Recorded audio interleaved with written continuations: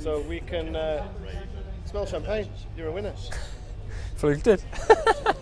So, No, really enjoyed that, to be honest. Literally, being really picky, the only thing was the sun was coming down a bit low. Other than that, the 3 laps were absolutely beautiful. I had a right good crack with James Hillier for the first sort of lap and a half once I caught him. And then I think something happened to his bike. He came out of Ramsey and he dropped away back, and then I don't think he got back round. But no, credit to the whole Davies Yamaha team. The bikes worked really well all week and made my job easy, to be honest. So, welcome to the Manx. Someone on a pedo.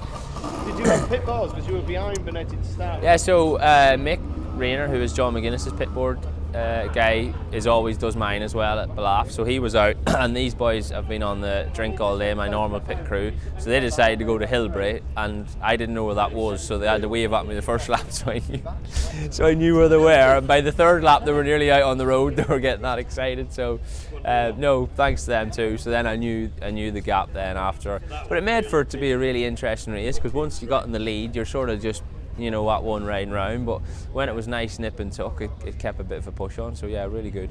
Cool. And you got a bit of oil on your boots and a bit of...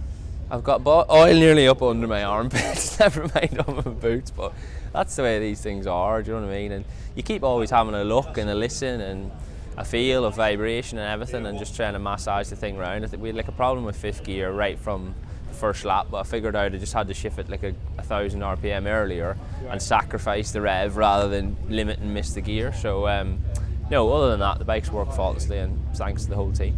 Sweet. So it's Saturday night, you've got Victory, nothing to do tomorrow. The 45s already. So We're going to get absolutely steaming. And I'm big and brave now, but when I go down to Christie, she'll go, get in, get a shower, we're going to bed. And that'll be me. Cool. And the GoPro, we did pray for GoPro. We found it. It actually fell in the belly pan. Well, I don't know why I'm excited. It got that hot that it exploded the screen on the back. So yeah, if anybody wants to donate a GoPro to the old vlog. So we need beer and GoPros to Yeah. be donated. Well, we don't need the GoPro tonight. Beer tonight, GoPro tomorrow. Cool. Right, we'll catch up with you on Monday. Cool.